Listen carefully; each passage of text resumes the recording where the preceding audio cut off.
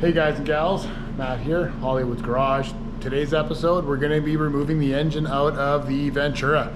It's an LS swap, 6-liter LQ4 with the 799 heads. Actually, they are the 243 heads off an LS1 with a trick flow, like a sloppy stage 2 cam, but trick flow's version. Anywho, the reason for pulling it is we're going to fix an oil leak in the oil pan, which you can do in the car, I guess, but might as well just pull the engine, clean it all up. I'm gonna clean up the engine bay, repaint it, fix up my wiring, just clean it up a lot better.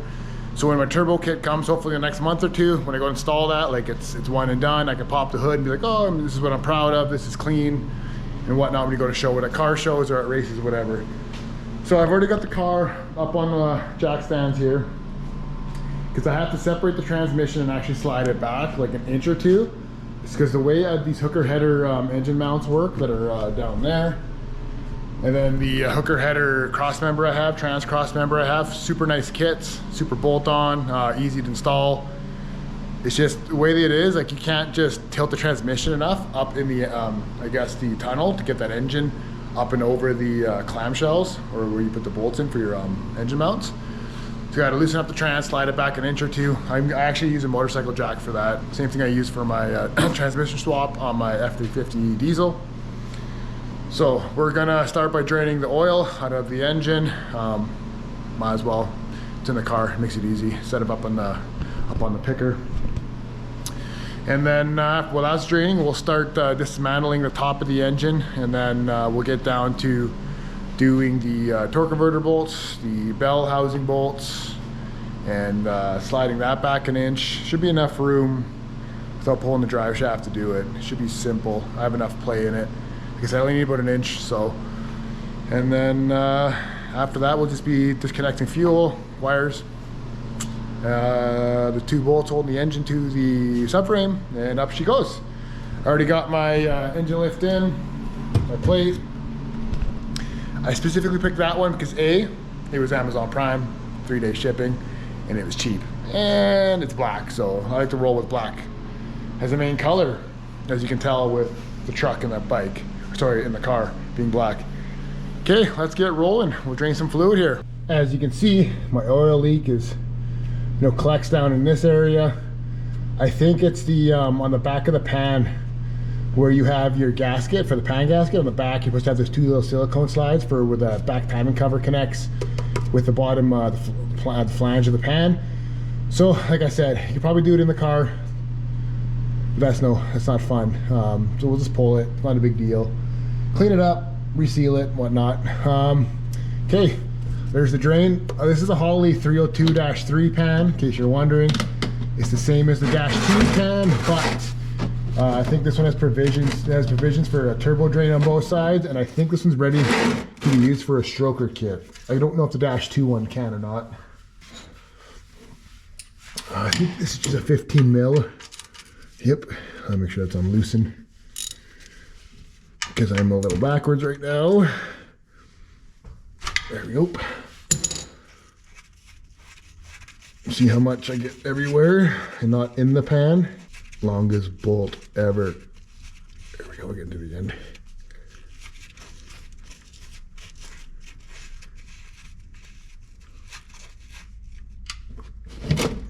Oh, missed a little bit. Gasket was stuck to the pan, that's why it was a little harder to unscrew. Okay, let that drain. With the oil draining, we'll go ahead with work on the top end. Remove the intake.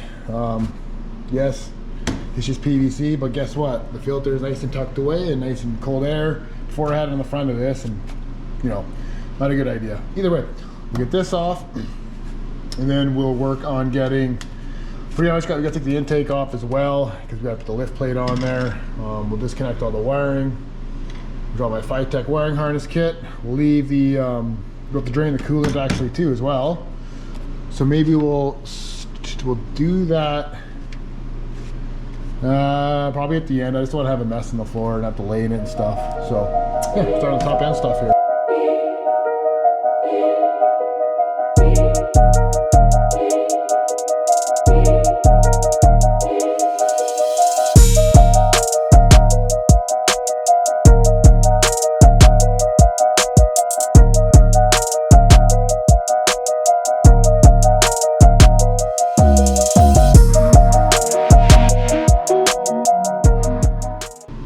bring you in here. Take a peek, see. So if you look in there, I wonder if I can get it to where I can hold the light. There we go. Nope. Blind everybody. So if you look down in there, that's the plug I have to undo. This is the spacing is the ICT billet bracket I did to make an F-body spacing, so when the turbo comes, there's room right here. So to get that out, I'm gonna try to get a pick underneath that, kind of twist and try to pull up there. You can see the there's some burnt sheathing there. Power steering line let loose. I end up using the cheap Evil Energy, the black braided PFTE line. Didn't like pressure. It actually blew out up here, right underneath where the ferrule, like pretty much right there. So I went back to the Russell steel braided, which is working good ever since. But that's yeah, it's a little fiery there, which leaked out. So yeah, I'll get that unplugged. I'm sure a little pick will get that out. Got it out. They don't give you much room there. I mean, a guy could take the bracket off, but like I said, a pick and just pull on the wire gets it out. Unplug these two sensors. So now this whole thing can slide off when I get the, this whole thing can come out when I get the intake off. Which will be, we'll make that the next thing. And then after that, this side, all we have to unhook will be the exhaust on the flange on the bottom. And then should come, this side will be ready to roll, besides the bolt holding the engine mount in. And this side, all we have left, there'll be a crank sensor down there, which when I go take the starter out so I can get to the flywheel bolts, I'll get that out. I'll take my ground off here that I made.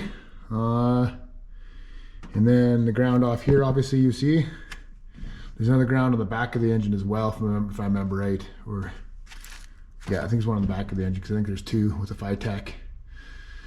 And then we'll go from there. Got the intake mostly unbolted, just doing fuel lines now. If I was smart, I would, oh, there we go, we're good. Taking off the main. No, this is not the main, sorry. Watch the gas just pour out. Sure, yeah, just do it.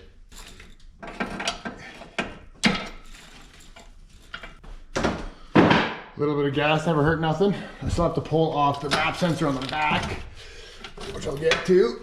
Just no room, so I made room. Oh, here we go. It's pretty simple once you look at it. So this should just come off now. There we go. Top of the engine is good to go. A little bit of oil, but just gotta unplug the knock sensors. Then we could take the valley plate off and put on the lift plate. Then we're ready there. That's what I'm gonna clean up, is all that wiring when we get it all out. But after that, we'll obviously have to disconnect the coolant here because of the bypass line. We'll have to get it drained out and disconnect it off of the vehicle too. And then we are ready to go underneath.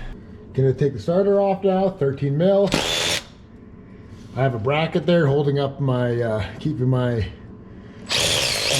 transmission cooling line from touching the header. My ingenuity at its best.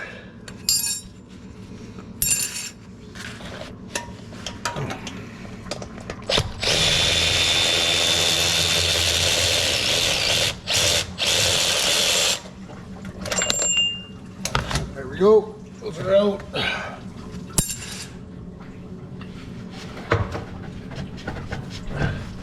Starter out. Now we can disconnect all the wiring here. Could have lifted it up a little bit more to give myself some more room, but then your cherry picker has fun. So what do you know? Well, there's really no answer, is there? I actually hooked up a push button start to this car because the stock ignition wouldn't send 12 volts all the time to the starter relay here, so I had to wire myself in one. And I don't know why. I thought I was chasing ground, so I put the good grounds, as you saw in the engine there. I put 0 gauge grounds and I didn't fix it. There we go, crank sensors right here. Unplug that. So that should be good to go that way. We'll get the bell housing bolts off. Those should be a 15 mil. One down. 3 to go.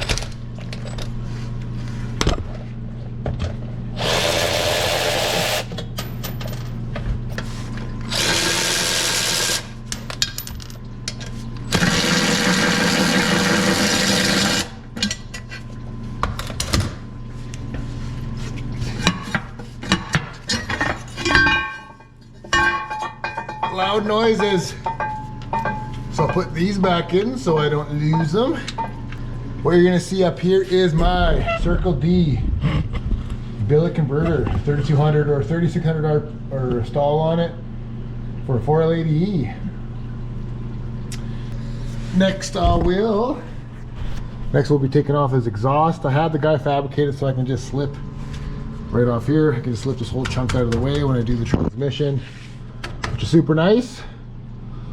So we'll get the O2 sensor off, and then we'll get these 3 bolts off, and those are 2 15s, and that comes off. We'll do both sides. Don't criticize me on how I spin this.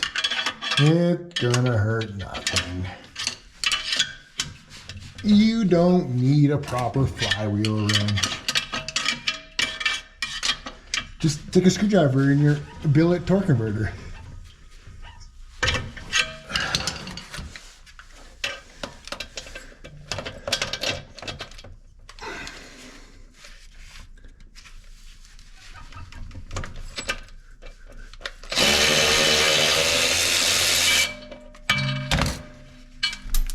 There we go.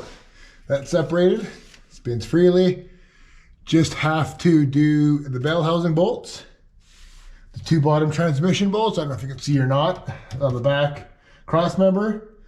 Bring in my motorcycle jack, slide this back 1 inch, and then the 2. I gotta unhook the radiator hoses, and then the 2 bolts hold the engine in, and up she goes.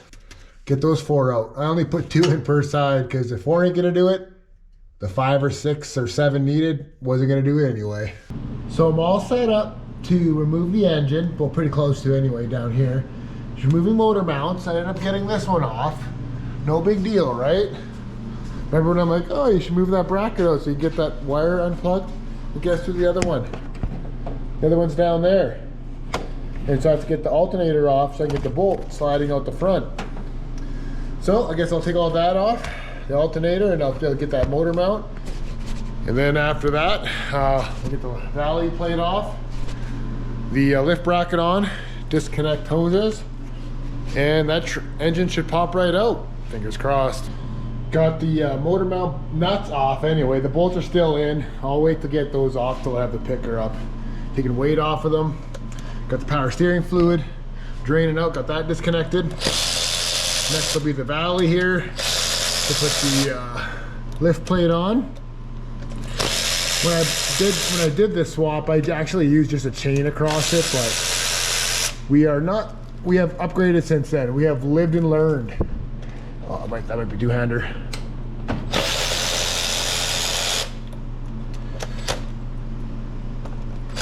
I like my torquing. Some of them are loose, some of them are tight. Whatever. There's the other ground I was referring to. Over the back. Got the sensors out. There we go. Now that I have all this space for activities.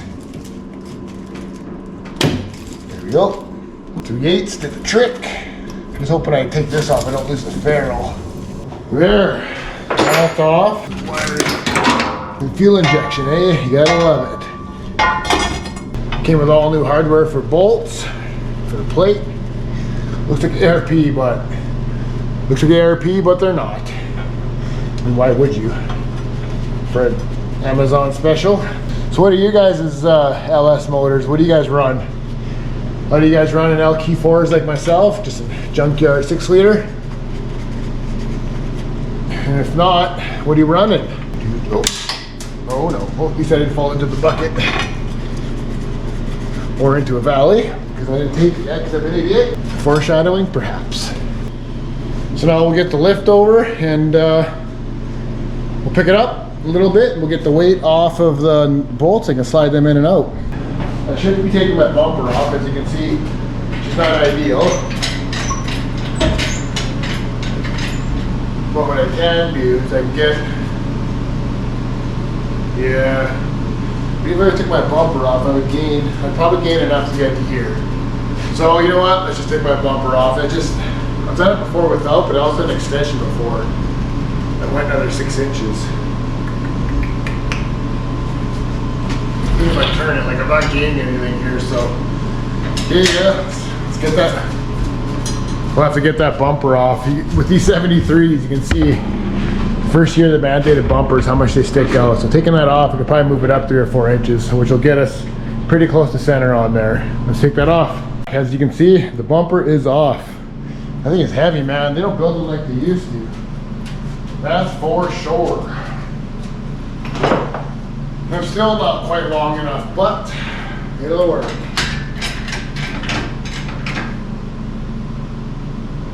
Okay. I have to kick the transmission back. So we can do that by. Oh, I gotta get the bolts out still. I'm ahead of myself here.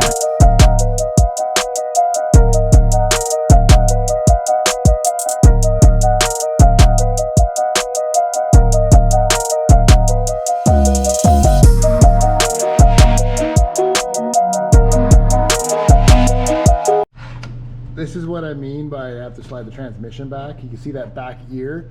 It's about a 1/4 inch to 1/2 inch too long to get over that hump. Same with the other side, but I'm gonna try jacking it up again. I ended up getting it separated from both sides. The bell housing, oh, there we go. The back lifted up. I think we got her. Well, maybe not completely yet. This might be a two-hander, guys. As you can see down there, we're almost past where we need to be.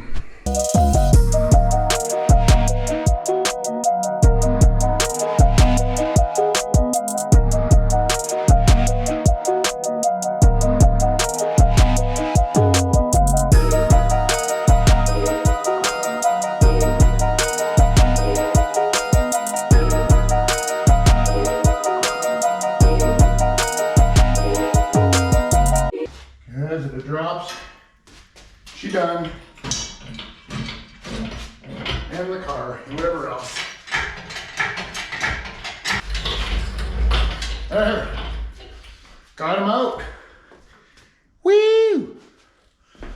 Drop it slowly. I don't have the proper bar to do that, so let's hope this goes well. Back it a bit more.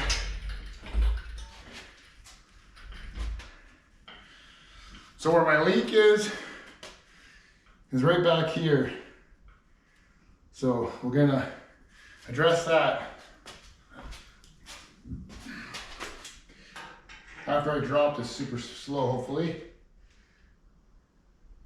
Oh, no, don't do that.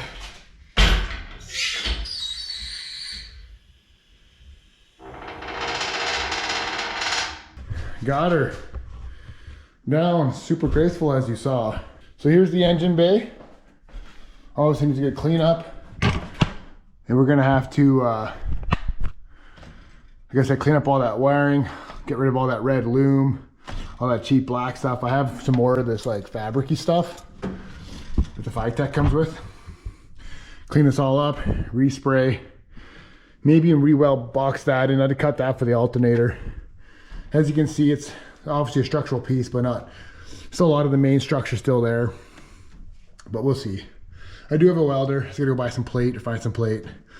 I haven't really messed with the welder though, so she'll be boogery weld. I mean, the factory ones aren't the best either, as you can see there, but we'll spruce her up a little bit, eh? We'll give her a little powder coating and go from there. Okay guys, I'm gonna end that video here. That's me pulling the car or the engine out of my car. The biggest struggle is getting those horns, those mounts around the factory mounts there. So you see the plates there, that's that Blackheart kit you buy for fitting for an F body for an LS swap. So you use your factory clamshells, your factory mounts on the engine. You're obviously going to use the plates. Well, actually no, the plates relocate forward. Typical LS swap stuff there. But I'll end this video here, guys. The next video will be me working on the engine, cleaning that up. I don't plan on tearing it apart or nothing. Just taking the oil pan off, resealing it, maybe the rear cover. It's leaking from that back area, so we'll end up cleaning that up. And then maybe in the next video, depending how long it is, I'll do some cleaning up in here too. But this could be another video itself too, right? So There's a lot to do here. A lot of old oil to clean up on frame rails, so to take some paint. What else? Clean up all my coolant mess. I mean, that's pretty simple. There's the alternator. I couldn't get it out with the engine in place. There's just no room. So you guys have to remind me to put that back before putting the engine back in. That I gotta take some more accessories off to make room, which is no big deal, I guess. Power steering pump, but. Okay guys, thanks for taking along. Any questions, concerns, comments you want answered on the swap itself when I did it like 6 years ago, let me know. Like I said, it's all F-body Camaro first gen stuff. X-body is the same stuff on the subframe, same subframe. Turbo kit I ordered is actually for a first gen F-body, so 68, 69 Camaro. Stuff, subframe's the same, like I said. Cold side will be the only thing that's gonna take some fabbing. No big deal. Cold side is easy, right? Some silicone couplers, some tubing, no big deal. Again, thanks for watching. Thanks for following. If you haven't, please follow if you want to keep updated on this car. It's going to be a big project all year summer long. Doing tuning and whatnot with when I do the turbo, whenever that comes in. On 3, hurry up. I've been waiting a year already. Yeah, see you guys. See you in the next one.